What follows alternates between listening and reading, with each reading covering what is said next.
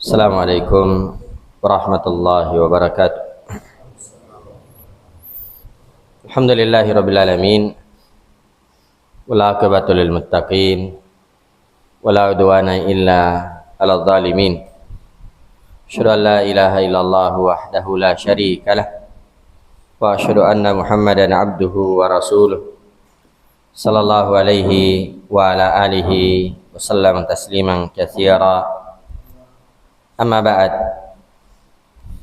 Kaum muslimin dan muslimat jamaah subuh yang dimuliakan oleh Allah Subhanahu wa taala, alhamdulillah kita senantiasa bersyukur dan memuji Allah Subhanahu wa taala di kesempatan subuh hari ini dengan izin dan kemudahan dari Allah Subhanahu wa taala. Kembali kita telah melaksanakan salah satu kewajiban kita kepada Allah, yaitu salat subuh secara berjamaah. Dan Rasulullah sallallahu alaihi wasallam bersabda, "Wa man shalla subha fi jama'atin fa ka'annama shallal laila kullah."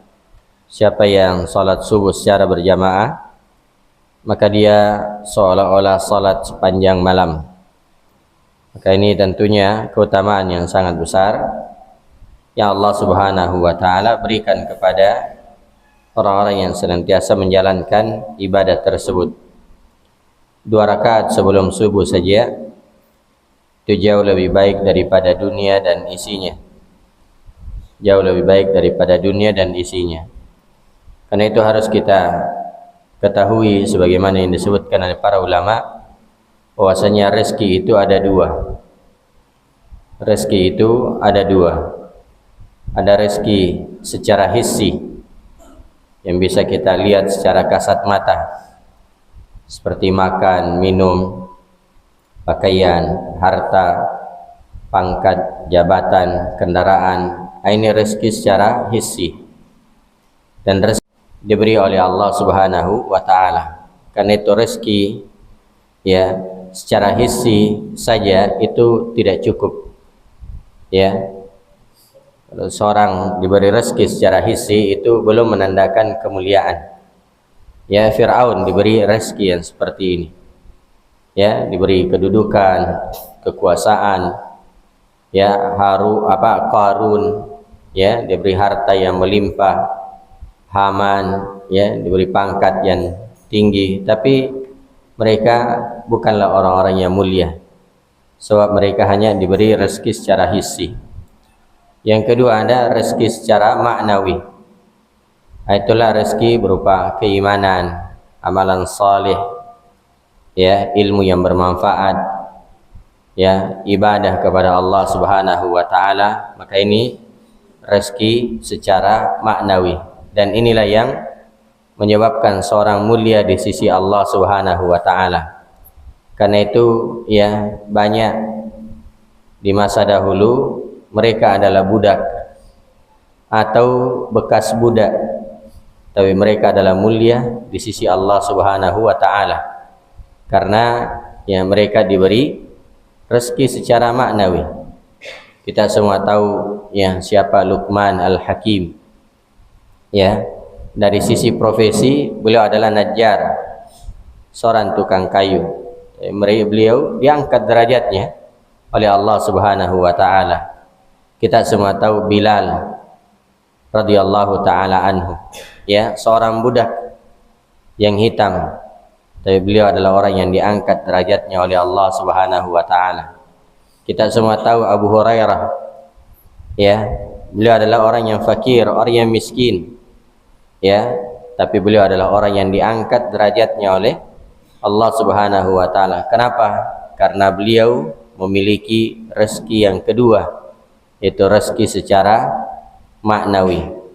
Karena itu kadang ada orang ya dia melakukan ibadah tertentu ya dengan maksud supaya rezekinya lancar, padahal dia tidak menyadari, dia tidak mengetahui bahwasanya ibadah tersebut itu adalah rezeki.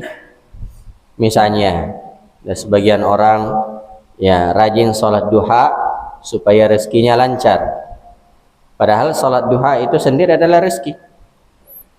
Ya. Tidak semua orang dikasih. Tidak semua orang dikasih.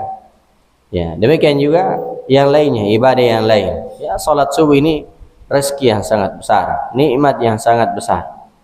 Ya, tidak semua orang diberi nikmat yang seperti ini. Karena itu jamaah yang dimuliakan oleh Allah, ini dua rezeki yang harus kita pahami. Rezeki secara hissi, dan yang kedua rezeki secara maknawi. Dan rezeki secara maknawi itulah yang menyebabkan seorang mulia di sisi Allah Subhanahu wa taala.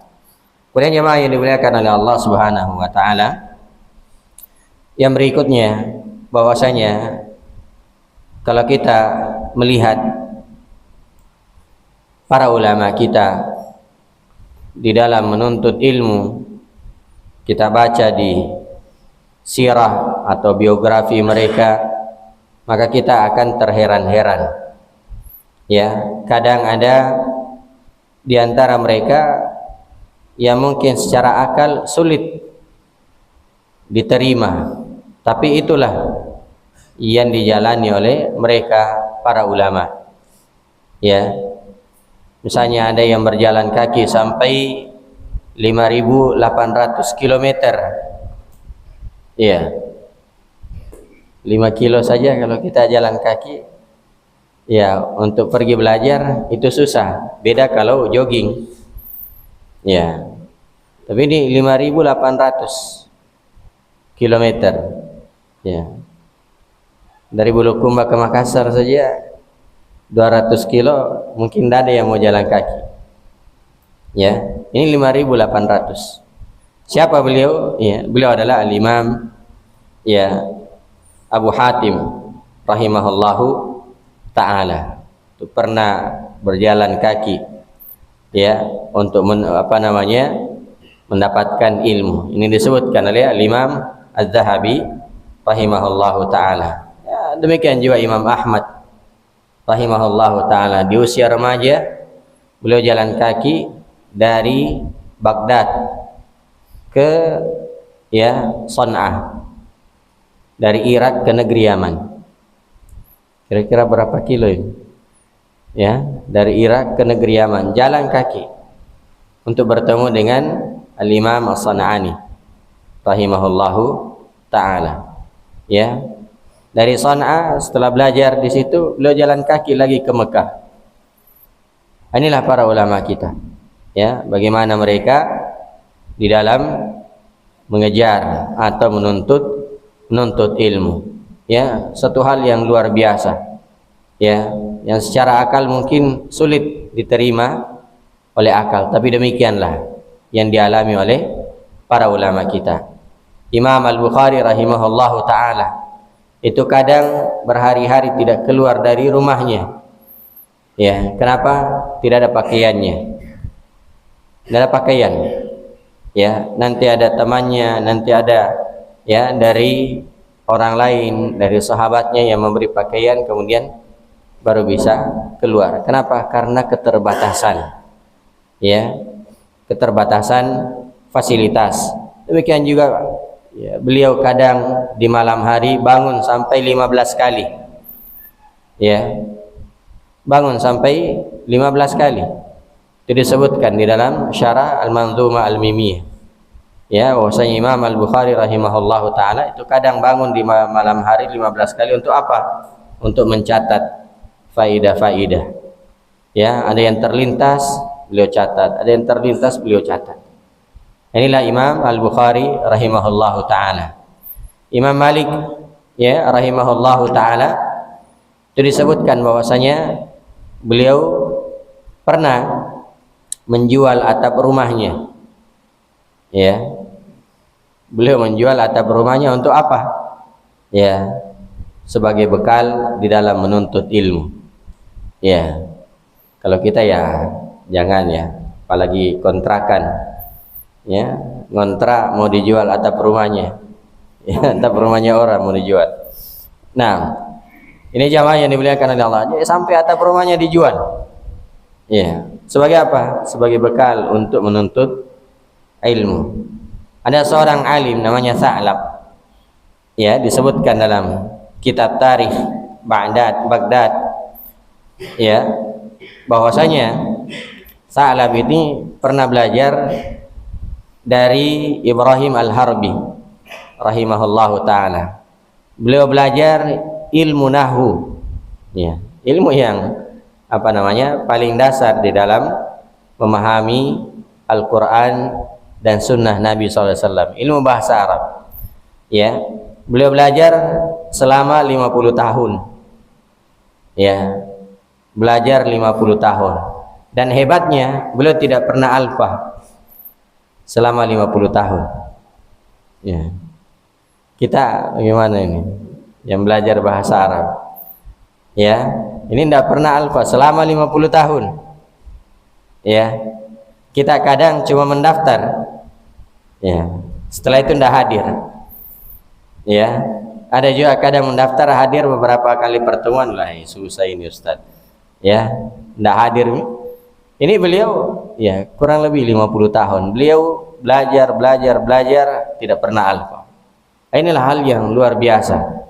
Ya, dan itu diantara sebab kesuksesan mereka. Kira-kira apakah mereka menderita? Jelas. Secara fisik mereka menderita. Secara fisik. Ya, tapi penderitaan secara fisik itu terkalahkan dengan kenikmatan di dalam menuntut ilmu. Ya. Jadi biasanya kalau kita belajar, ya semua sakit-sakit yang kita rasakan itu akan hilang kalau seorang sudah menikmati yang namanya belajar atau menuntut ilmu. Karena itu jamaah yang dimuliakan oleh Allah, tidak jarang di kalangan para ulama kita, ya ketika mereka sakit, justru saat belajar hilang sakitnya. Ya, hilang sakitnya. Seperti Syekhul Islam Ibnu Taimiyah rahimahullah, ya pernah disuruh istirahat oleh dokter, tabib. Ya, kenapa? Karena kelelahan.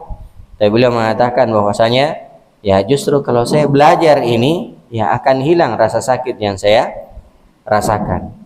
Ya, ada seorang pakar tafsir di masa ini, ya yang baru meninggal ya di masa kita, yaitu Syekh Abdurrahman bin Nasir As-Sa'di rahimahullah.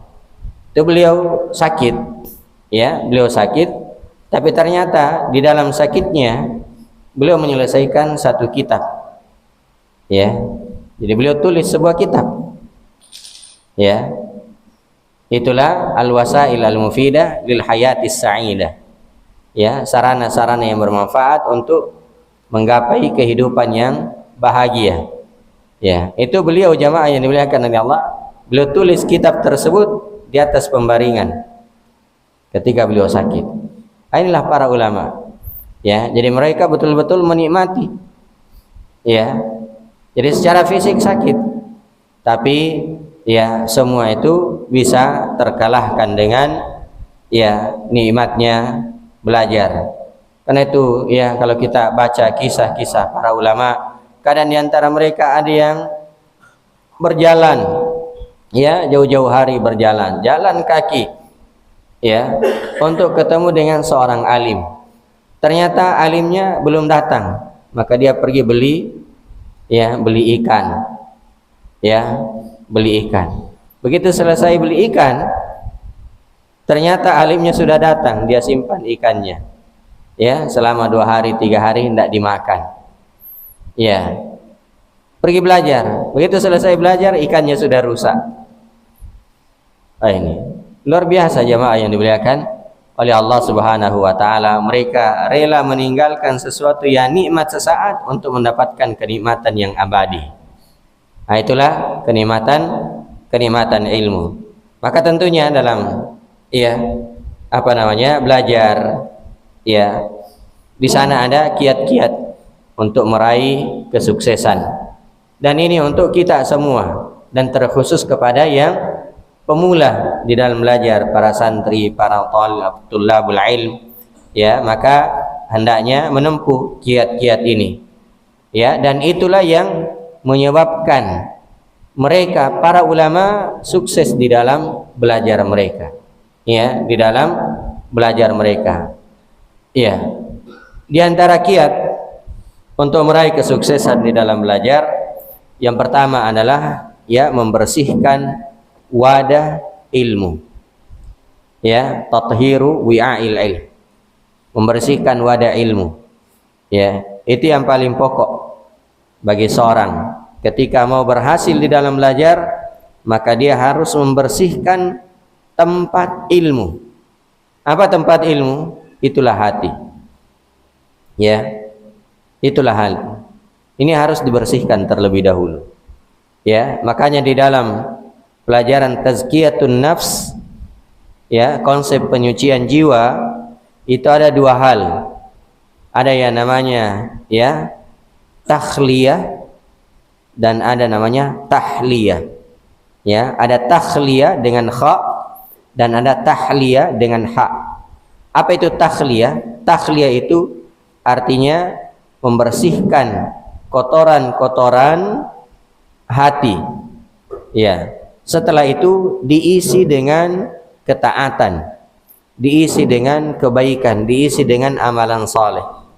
Ya. Kenapa harus takhliyah terlebih dahulu?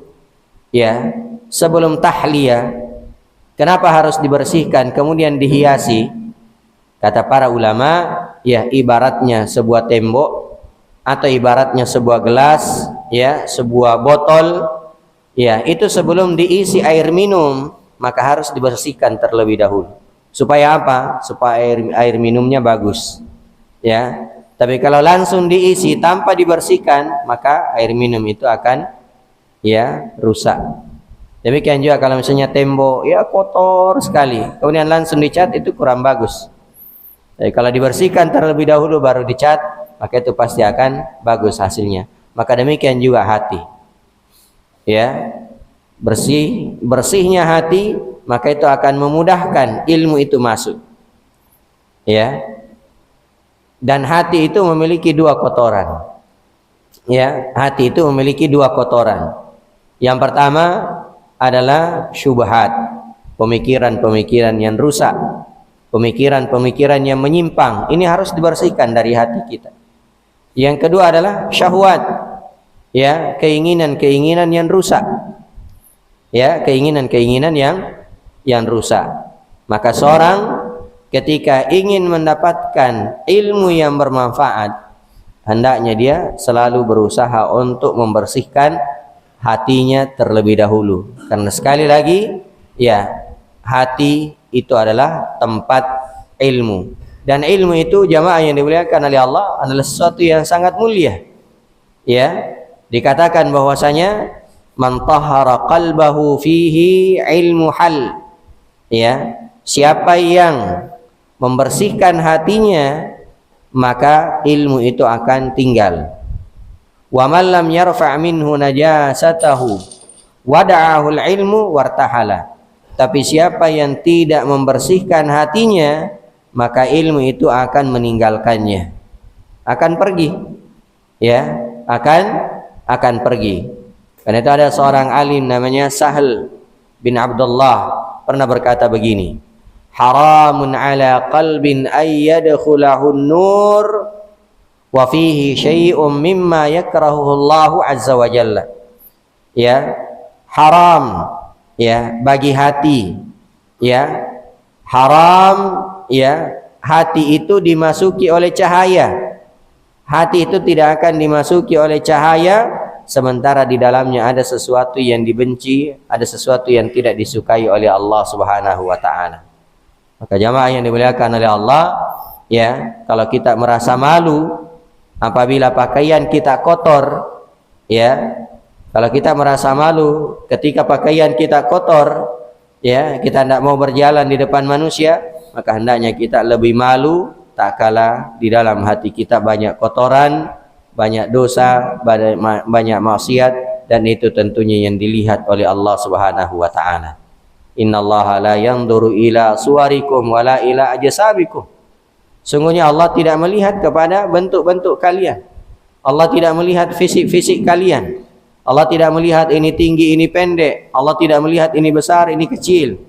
Allah tidak melihat ini tampan, ini tidak tampan, cantik, tidak cantik. Bukan itu yang dilihat oleh Allah Subhanahu wa taala.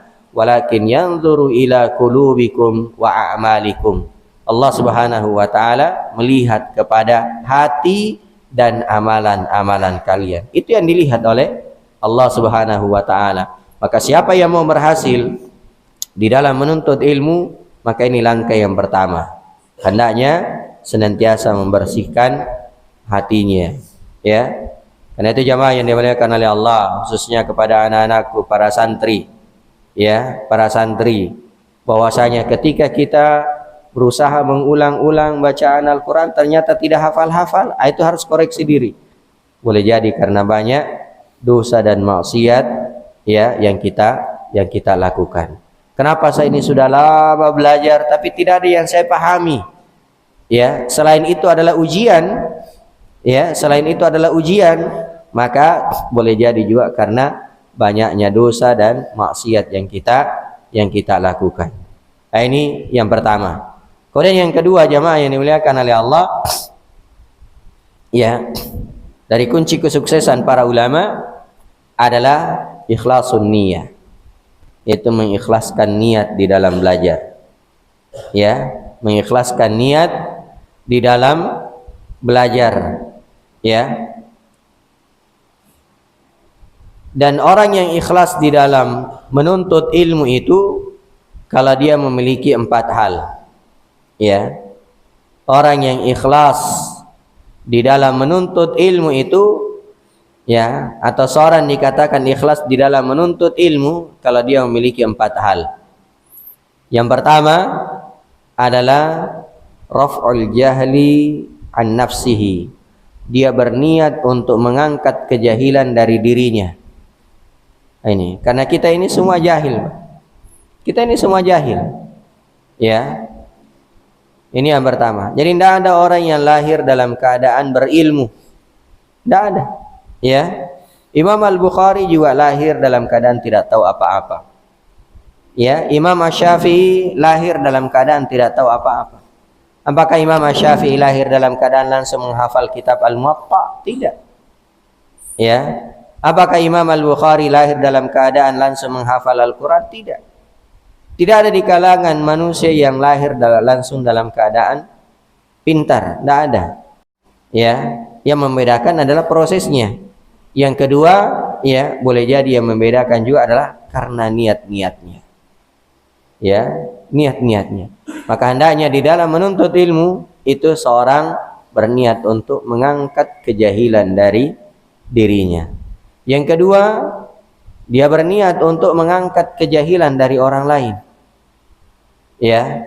Karena itu jamaah yang dimuliakan oleh Allah, para ulama mengatakan bahwasanya ilmu itu ada zakatnya, ya. Ilmu itu ada zakatnya. Apa zakatnya ilmu? Itulah kita ajarkan kepada orang lain, ya. Kita ajarkan kepada orang lain. Itu zakat ilmu, ya. Itu zakat ilmu. Dan itulah, ya, sehingga seorang itu harus memiliki 2 sifat. Yang pertama salih, yang kedua muslih. Salih untuk dirinya dan yang kedua muslih untuk orang lain, ya. Jadi dia berusaha memperbaiki dirinya dan yang kedua dia juga berusaha untuk memperbaiki orang lain, dan itu kunci keluar dari kerugian. Illal ladzina amanu wa amilus shalihat, ini untuk diri sendiri. Wa tawasaw bil haq wa tawasaw bis sabr, ini untuk orang lain, ya. Maka ini yang kedua jamaah yang dimuliakan oleh Allah, ya, berniat untuk mengangkat kejahilan, ya, dari orang lain. Yang ketiga adalah ihya'ul ilm, ya, berniat untuk menghidupkan ilmu. Karena ilmu itu kalau tidak dipelajari akan hilang, akan mati, ya. Kalau tidak ada orang yang belajar, maka ilmu ini akan hilang. Tidak ada lagi yang hafal Al-Quran, tidak ada lagi yang paham Al-Quran, tidak ada lagi yang hafal hadis-hadis Nabi SAW, tidak ada yang paham perkataan para ulama, ya, sehingga, ya, ilmu itu akan hilang, ya. Maka kita belajar dalam rangka menghidupkan ilmu, menghidupkan sunnah Nabi Sallallahu Alaihi Wasallam. Dan yang keempat adalah al-amalu bil ilm, ya, mengamalkan ilmu, ya. Jangan sampai ilmu itu menjadi bumerang bagi kita, ya. Kapan ilmu itu menjadi bumerang bagi kita? kalau ilmu itu tidak diamalkan. Apabila ilmu itu tidak diamalkan, wal Qur'anu hujjatul laka aw alaik. Al-Qur'an itu akan menjadi hujjah yang akan membelamu atau akan menuntutmu. Kapan dia membela seorang? Kalau dia baca Al-Qur'an, dia pahami, dia amalkan. Ya. Kapan ya Al-Qur'an itu akan menuntutnya? Kalau hanya sekadar dibaca, tapi ada perintahnya tidak diindahkan, ada larangannya ya tidak dipeduli, ada beritanya tidak dibenarkan, maka Al-Qur'an akan menuntut dia. Ya, maka jamaah yang dimuliakan oleh Allah, ini 4. Kata para ulama ya bahwasanya wa man dhayya al-ikhlasa fatahu ilmun katsir. Siapa yang menelantarkan keikhlasan, maka dia akan kehilangan ilmu yang banyak. Ya. Siapa yang menelantarkan ya keikhlasan, maka dia akan kehilangan ilmu yang banyak. Dan ada juga ya ungkapan di kalangan para ulama bahwasanya wa innama yanalul mar'ul ilma ala qadri ikhlasihi. Wa innama yanalul mar'ul ilma ala qadri ikhlasihi. Wa innama yanalul mar'ul ilma ala qadri ikhlasihi. Seorang itu hanya meraih ilmu sesuai dengan kadar keikhlasannya. Ya. Ya, seorang itu akan mendapatkan ilmu sesuai dengan kadar keikhlasannya. Semakin ikhlas, maka semakin banyak ilmu yang akan dia dapatkan. Tapi semakin tidak ikhlas, maka ilmu itu tidak akan masuk. Dan jamaah yang dimuliakan oleh Allah, keikhlasan itu merupakan perkara yang sangat berat. Ya, perkara yang sangat berat. Kata Sufyan Ats-Tsauri rahimahullahu taala, ma'alajtu syai'an ashaddu alayya min niyati li'annaha tataqallab. Tidak ada yang lebih berat untuk aku obati dalam diriku kecuali niatku. Tidak ada yang lebih berat untuk aku obati dalam diriku kecuali niatku. Kenapa? Li'annaha tataqallab. Karena niat itu berubah-ubah. Ya, hati itu dinamai hati karena dia berbolak-balik. Ya, dia berbolak-balik. Ya, kata Sulaiman Al-Hashimi rahimahullah, rubbama uhadditsu bihaditsin wahidin waliniyah. Boleh jadi saya menyampaikan sebuah hadis dan saya punya niat yang ikhlas, ya. Fa idza ataitu ala ba'dihi taghayyarat niyati. Tapi begitu saya sampaikan sebagiannya, niatku sudah mulai berubah. Ya. Ini jamaah yang dimuliakan oleh Allah, kita rasakan ini. Kadang ya mungkin seorang itu menyampaikan hadis, ya, apalagi hadisnya agak panjang. Ya. Dia baca di awal ikhlas. Ya. Tapi begitu masuk pertengahan, ya, orang-orang melihatnya, ya, terkagum-kagum. Wih, hebatnya ini orang, dia hafal hadis. Di situ mulai muncul berubah niat. Ya, berubah niat. Maka dikatakan fa idza ataitu ala ba'dihi taghayyarat niyati. Begitu saya sampaikan sebagian dari hadis itu, padahal baru satu hadis ini. Ternyata saya sampaikan sebagian dari hadis itu, maka niatku sudah berubah. Ya, niat sudah berubah. Faidal haditsul wahidu yahtaju ila niyat. Ya, kalau begitu satu hadis saja itu butuh beberapa niat. Maksudnya butuh selalu diperbaiki. Ya, di awal kita ikhlas, ya, sampaikan, jaga keikhlasan itu. Ya, demikian juga jamaah yang dimuliakan oleh Allah, datang menuntut ilmu dari rumah kita, perbaiki niat kita. Ya, di jalan ketemu dengan teman-teman kita perbaiki niat kita. Sampai di masjid ini kita perbaiki niat kita. Ya, kita perbaiki niat kita. Kenapa? Karena kalau tidak ikhlas maka akan sia-sia. Ya, akan sia-sia, tidak ada nilainya di sisi Allah Subhanahu wa taala. Wa innama likulli imri'in ma nawa. Sungguhnya setiap orang itu akan mendapatkan sesuai dengan apa yang dia niatkan. Ya. seorang akan mendapatkan sesuai dengan apa yang dia niatkan. Maka ini kiat yang kedua jamaah yang dimuliakan oleh Allah Subhanahu wa taala. Iya. Jadi mengikhlaskan niat. Kemudian yang ketiga dari kiat sukses di dalam belajar adalah jam'u himmatin nafsi alaih, yaitu fokus serius, ya, mengumpulkan keinginan jiwa untuk belajar, ya, karena jiwa itu memiliki banyak keinginan, ya, jiwa kita ini banyak keinginannya. Kalau kita tidak bisa memfokuskan, itu akan kesulitan, ya. Dan diantara penuntut ilmu itu, ya, diantara ujiannya, kalau dia lagi nyantri, kalau dia lagi mondok, maka ada keinginannya yang sangat besar, ya. Sudah setahun 2 tahun mondok, bilang, ini Ustaz, kayaknya saya mau menikah ini, ya. Kenapa? Ustaz, takut fitnah, ya. Padahal di pondok enggak ada, iya, ya, tinggal di pondok, tinggal di asrama, kayaknya takut fitnah ini, iya. Itu biasanya ujian, ya. Begitu dikasih menikah, ya, tinggal di luar, ya, sudah ngontrak, kenapa enggak datang belajar? Ustaz, ini istriku sudah mulai ngidam, ya, begini, banyak alasannya, ya. Kenapa tidak datang lagi? Pokoknya, ya, akhirnya apa? Ya, kurang di dalam, ya, mendatangi majelis ilmu, ya. Demikian juga kita yang bekerja, ya, banyak keinginan, ya. Saya mau begini dulu, saya mau begini, dan seterusnya. Akhirnya apa? Ya, kurang fokus di dalam menuntut ilmu, ya. Walaupun, ya, betul bahwasanya kita ini punya tanggung jawab, ada istri kita, ada anak-anak kita, tapi harus ada waktu yang kita tetapkan untuk belajar. Harus ada waktu, ya.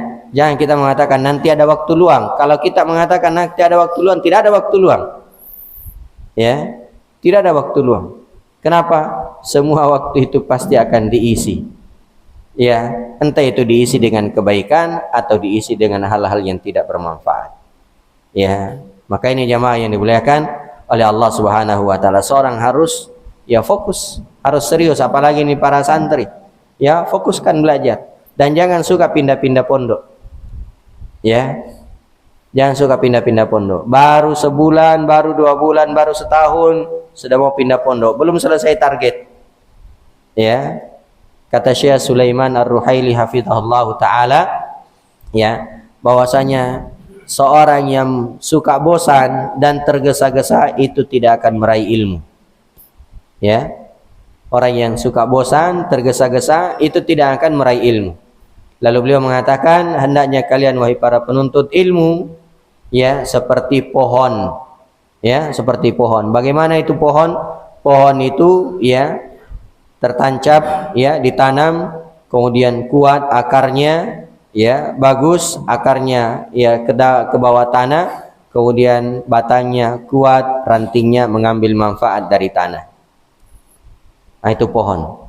Dan penuntut ilmu hendaknya seperti itu, ya. Dia tinggal di sebuah pondok, belajar, konsentrasi di situ, nanti selesai targetnya, ya, baru dia pindah. Kalau mau pindah, kalau mau tetap saja, ya. Targetnya berapa tahun? 3 tahun, selesaikan 3 tahun baru pindah, ya. Jangan baru 1 tahun, enggak enak di situ, enggak di sini, pergi melapor di rumahnya, ya, saya mau pindah, makanannya kurang bagus, ya, lingkungannya kurang, pokoknya banyak alasannya, ya. Pindah lagi, ya, seperti itu lagi, ya. Termasuk ini, Pak, kita yang suka, ya, yang sudah selalu hadir taklim, jangan tertipu dengan pamflet, ya. Kalau sudah ada kajian yang kita ikuti di situ, kajian kitab, ikuti sampai selesai. Jangan tertipu dengan pamflet. Wih, kayaknya di sana ada pamflet baru ini, bagusnya pembahasannya. Akhirnya pindah, ya, pindah, ya. baru di situ bahas kitabnya, ya belum sampai seperempatnya ada lagi muncul pamflet yang lain. Wih, lebih bagus ini anunya. Akhirnya pindah lagi, tidak ada kitab yang selesai. Ya, maka yang seperti ini kata Syekh Sulaiman Ar-Ruhaili hafizahullah taala, kata beliau, jangan seperti burung. Bagaimana itu burung? Burung itu suka pindah-pindah dari satu ranting ke ranting yang lain. Akhirnya apa? Tidak mendapatkan manfaat yang banyak. Maka jadilah seperti pohon di dalam menuntut ilmu, dan jangan seperti burung yang suka pindah-pindah.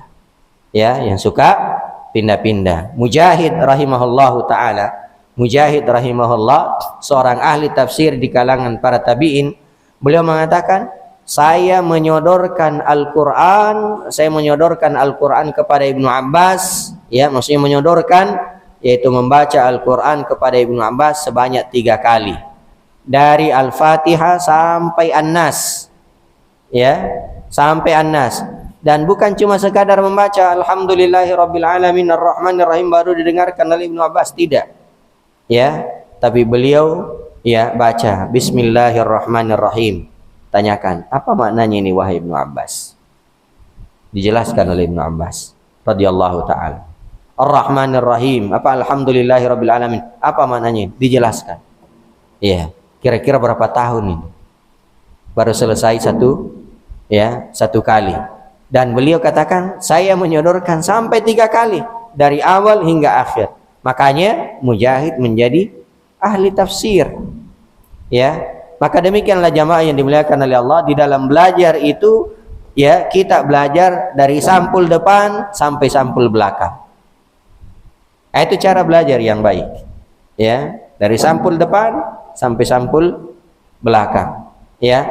Maka hendaknya seorang fokus, konsentrasi, dan jangan melemah, ya. Nabi SAW bersabda, ihris ala ma yanfa'uk, bersemangat terhadap perkara yang bermanfaat bagimu. Ya, perkara yang bermanfaat ada 2, perkara yang bermanfaat untuk dunia dan perkara yang bermanfaat untuk akhirat. Kita semangat, ya, jangan cuma untuk dunia saja, ya, tapi untuk akhirat hendaknya kita lebih bersemangat, ya. Wasta'in billah, yang kedua minta pertolongan kepada Allah, dan yang ketiga kata Nabi, wala ta'jaz, jangan melemah, ya. Al-mu'minul qawi, ya, khairun wa ahabbu ilallah minal mu'mini dhaif. Mukmin yang kuat itu jauh lebih baik dan jauh lebih dicintai oleh Allah daripada mukmin yang lemah. Wa fi kullin khair, walaupun masing-masing punya kebaikan, ya. Mukmin yang lemah ada juga kebaikannya karena dia beriman, tapi mukmin yang kuat itu jauh lebih dicintai dan lebih baik di sisi Allah daripada mukmin yang lemah, ya. Maka jangan pernah melemah.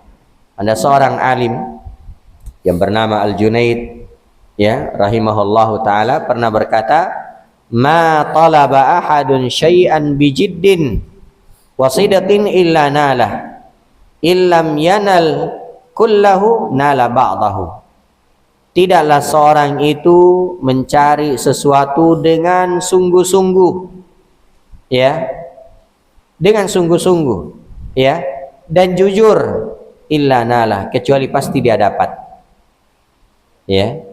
Jadi tidaklah seorang itu mencari sesuatu dengan sungguh-sungguh, dengan jujur, kecuali pasti dia dapat, ya. Illa nalahu fa illam yanal kullahu nala ba'dahu. Kalau dia tidak dapatkan semuanya, pasti dia akan dapat sebagiannya, ya. Jadi kalau seorang itu baru pagi-pagi dia sudah, ya, berusaha, besok dia ulangi lagi, besok dia ulangi lagi, insya Allah akan dia dapat, ya. Kalau dia tidak dapatkan seluruhnya, dia akan dapat sebagiannya, ya. Apakah itu terkait dengan ilmu, terkait dengan akhirat, atau terkait dengan dunia, ya. Masa jamaah yang dimuliakan oleh Allah mau dikalahkan dengan mencari dunia, ya, yang baru jam 4 sudah bangun, ya, bahkan baru jam 3 sudah bangun, ya. Untuk apa? Untuk mendapatkan dunia, ya. Sementara kita, ya, terkalahkan oleh mereka. Padahal Nabi SAW mengatakan, ya, manhuman la yashba'an, ada dua orang yang tidak pernah kenyang. Ya, siapa itu? Talibud dunia, talibul ilm wa talibud dunia, pencari ilmu dan pencari dunia. Ya, ini dua orang tidak pernah kenyang. Ya, dua orang tidak pernah kenyang. Kemudian jamaah yang dimuliakan oleh Allah, yang berikutnya, ya, dari kiat sukses para ulama, yaitu hendaknya seorang menempuh cara yang benar di dalam menuntut ilmu. Ya, menempuh cara yang benar di dalam menuntut ilmu. Bagaimana cara yang benar di dalam menuntut ilmu? Ya, atau sebelumnya saya kasih perumpamaan. Ya, saya kasih perumpamaan. Orang mau datang ke Bulukumba, ya, mana yang lebih cepat? Lewat Jeneponto atau lewat Camba? Mana yang lebih cepat? Lewat Jeneponto atau lewat Bulukumba? Lewat Bulukumba. Lewat Camba. Kalau mau datang ke sini, yang mana yang lebih cepat? Atau tidak tahu ini? Lewat apa? Jeneponto. Ya, lewat Jeneponto. Artinya jamaah yang dimuliakan oleh Allah, ya, kalau mau datang ke Bulukumba kan ada 3 jalan. Ya, mau lewat Malino, mau lewat Bantai, mau lewat Camba. Tapi ada jalan yang lebih cepat. Ya, adalah jalan yang lebih cepat. Ya, tentunya lewat Bantai itu insya Allah lebih cepat. Ya, daripada lewat Camba. Sampai juga tapi lama. Ya, maka demikian juga di dalam menuntut ilmu. Ya, kalau seorang keliru di dalam menempuh jalannya, menempuh metodenya, maka pasti akan sulit. Ya, pasti akan kesulitan. Ya, mungkin dia dapatkan, tapi yang dia dapatkan hanya sedikit. Ya, hanya sedikit. Karena itu para ulama, ya, para ulama memberikan bimbingan kepada kita semua terkait dengan metode belajar. Bagaimana caranya? Ya, bagaimana caranya? Pertama, ya, ambil kitab-kitab yang ringkas. Dalam hal ini matan-matan yang ringkas. Kita pelajari itu, kita hafalkan kalau bisa, ya, kita hafalkan, kita pelajari. Ini yang pertama. Yang kedua, ya, pelajari kitab tersebut dari guru. Ya. Nah, ini 2 metode belajar. Ya. Jadi ambil matan yang ringkas, kemudian belajar dari guru.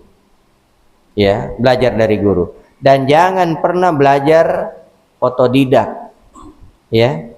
Jangan pernah belajar otodidak. Kenapa? Karena pasti akan banyak kelirunya. Ya. Banyak kelirunya. Ya, bukunya salah cetak lah, bukunya salah tulis lah, dan seterusnya. Ya, karena yang namanya buku itu, kata Imam Al-Muzani, seandainya buku itu diperiksa sebanyak 70 kali, maka pasti masih ada kelirunya.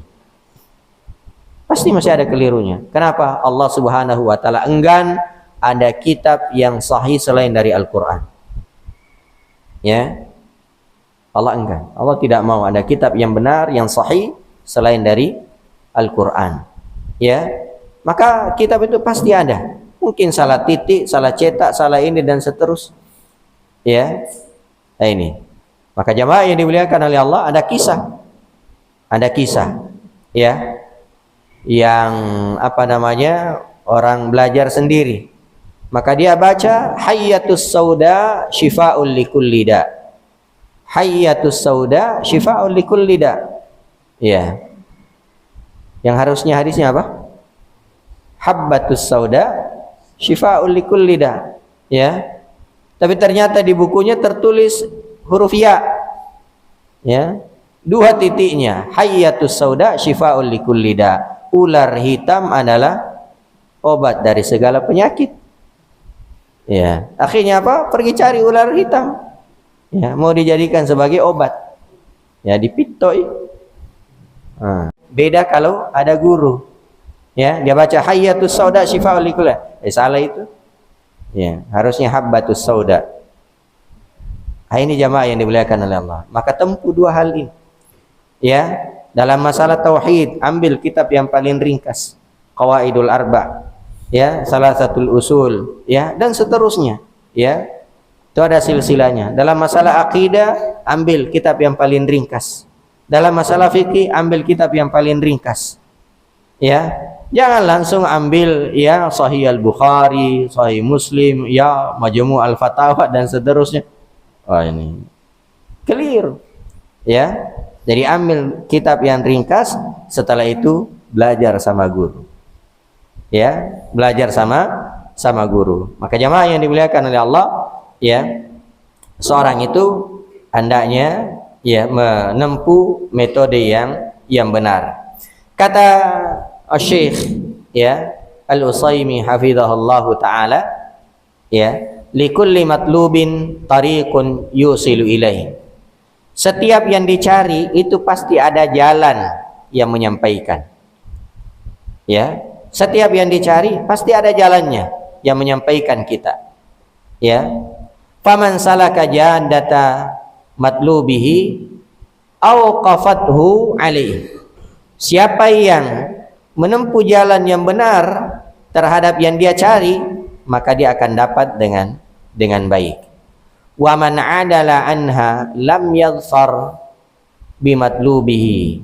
Tapi siapa yang menyimpang, siapa yang berpaling, siapa yang keliru di dalam menempuh jalannya, maka dia tidak akan beruntung. Dia tidak akan sukses. Ya, dia tidak akan sukses. Ya. Wa inna lil ilmi tariqan. Dan sungguhnya ilmu itu juga ada jalannya. Jadi kata beliau, semua yang dicari pasti ada jalannya. Ya, dan siapa yang salah jalan pasti akan, ya, dia tidak akan berhasil, dia tidak akan sukses. Dan ilmu itu juga ada jalannya. Man akhta'aha dhallah. Ya, siapa yang keliru pasti tersesat. Ya, siapa yang salah jalan pasti akan tersesat. Walam yanalil maqsud, dan dia tidak akan mendapatkan tujuannya. Ya, dia tidak akan meraih maksudnya. Ya. Warubbama asaba faidatan qalilatan ma'a ta'bin katsir. Boleh jadi dia mendapatkan faedah yang sedikit tapi kelelahan yang luar biasa. Ya bisa saja dia dapat tapi sedikit, tapi itu lelahnya luar biasa. Nah, sama itu tadi. Ya, mau ke Mamuju tapi lewat Bulukumba. Ya, dari Makassar. Gimana? Ya sampai insyaallah, tapi itu sudah lelah luar biasa. Ya, tapi coba kalau dia lewat Maros ke sana, ya, dekat. Ya, dekat. Ini jamaah yang dimuliakan oleh Allah. Maka semua yang dicari itu pasti ada jalannya. Ya, pasti ada jalannya, tapi ada jalan pintas, ada yang lama. Ya, maka caranya itu tadi, pilih kitab-kitab yang ringkas, kemudian belajar sama guru. Ya, maka ini anak-anakku sekalian, para santri, alhamdulillah banyak bersyukur kepada Allah. Di tempat kita ini ada tempat, di situ ada guru, maka belajar dengan baik. Ya, belajar dengan baik. Jangan hanya karena baru. Ya, baru di sana, bagus ini. Begitu 1 bulan, 2 bulan sudah bosan. Ya, kenapa? Ustaz, sayur kangkung terus jadi makan. Ya, nah sate terus. Apa itu sate? Ya, Sanggara Tembang. Ya, itu dimakan terus. Artinya apa? Gatal-gatal ki. Nggak perlu. Ya, gatal-gatal itu hal yang biasa. Ya, para ulama dulu lebih dari gatal. Ya, kita sudah. Ya, saya sengaja tadi menyebutkan biografi atau kisah-kisah ringkas di awal supaya itu menjadi motivasi bagi kita. Ya, anak-anakku sekalian, itu sate luar biasa itu hal yang biasa dimakan oleh bapak-bapak kalian dulu. Ya, tanya, ya, bapaknya apa dulu yang dimakan? Ya, telur berlima, 1 biji. Iya Pak ya. Ada yang merasakan begitu dulu? Ya, telur ayam kampung kecil. Ya, itu 5 makannya. Ya, ini 5 telur 1 orang. Iya. 5 telur 1 orang masih mengeluh. Ya, jadi jangan mengeluh. Ya, itu ya. Ya, fokus insyaallah dan itu akan mendapatkan keberhasilan ya dengan izin Allah Subhanahu wa taala. Tentu tempuh jalan yang benar ya dan bersabar. Ya. Makanya jamaah yang dimuliakan oleh Allah, nah ini juga di antara kiat ya sukses belajar adalah ya segera dan memanfaatkan waktu muda. Ya, manfaatkan usia muda. Ya, manfaatkan usia muda. Nah, jamaah yang dimuliakan oleh Allah, Al Hasan Al Basri pernah berkata begini. Al ilmu fis sigar kan naqshi 'alal hajar. Ya. Menuntut ilmu di waktu kecil itu seperti mengukir di atas batu. Ya.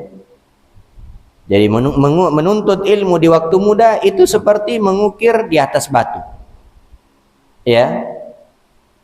Maka hendaknya seorang ya betul-betul memanfaatkan usia mudanya ya untuk menuntut ilmu. Dan itulah kebanyakan para ulama. Mereka menghafal Al-Quran ya sebelum mencapai usia 10 tahun. Atau ada yang 10 tahun atau ada yang lebih sedikit mereka sudah hafal Al-Quran.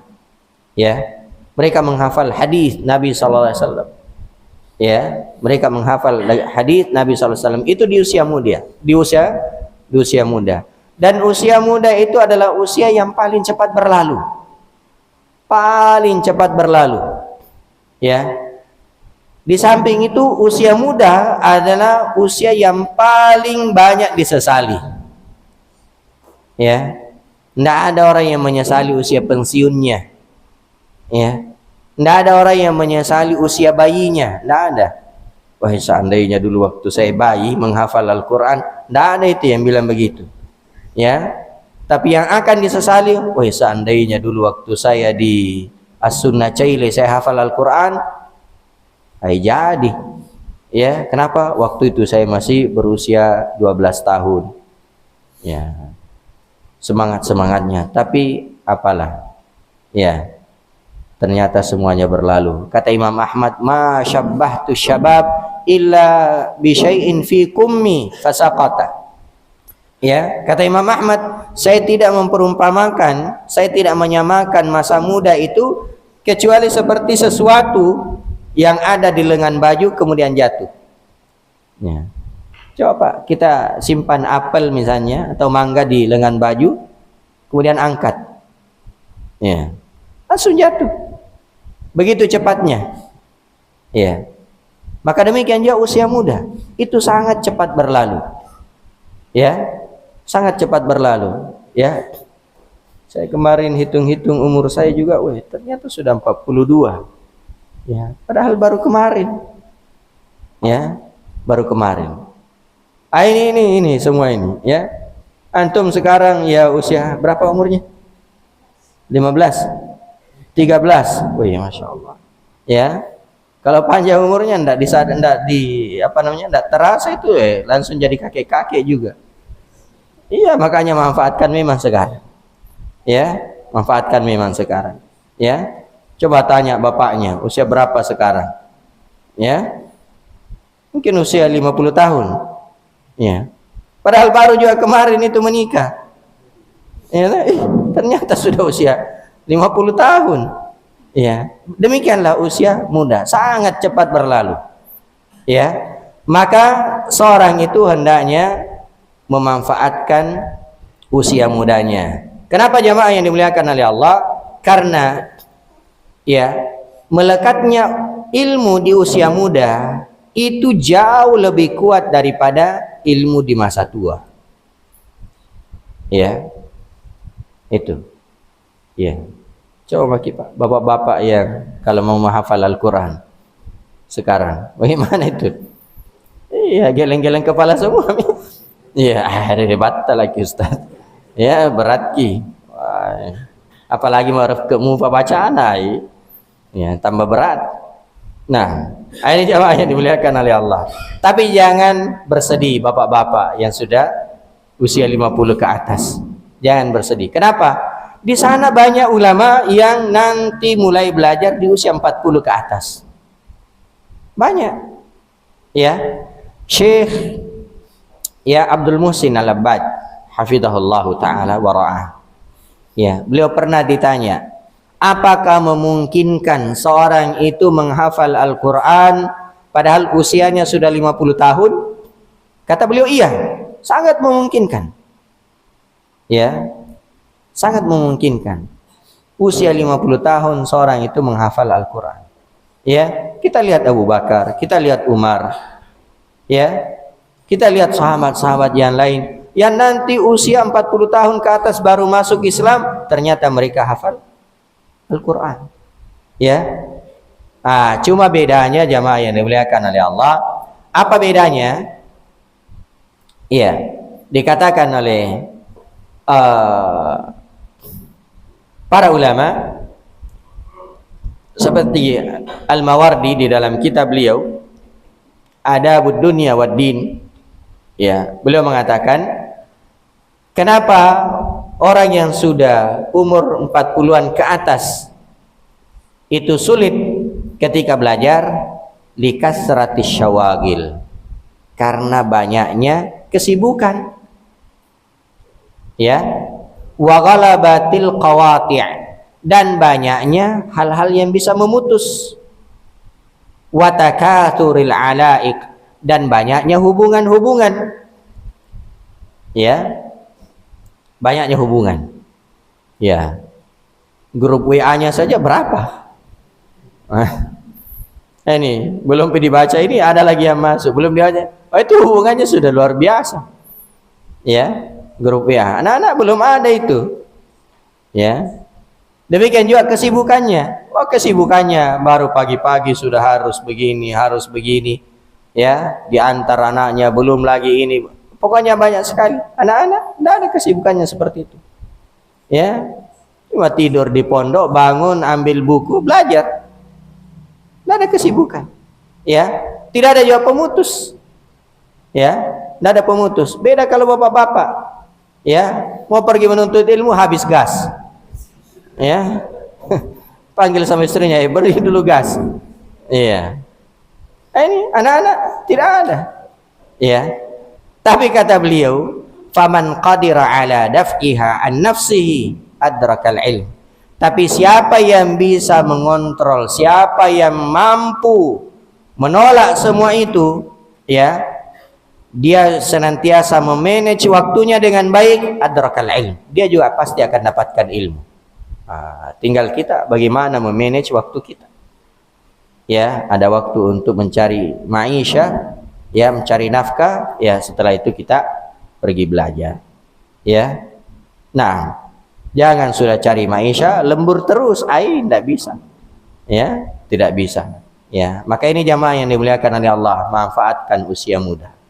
Ya, manfaatkan usia muda untuk belajar, ya, tapi yang tua, ya, jangan berputus asa. Ya, jangan berputus asa.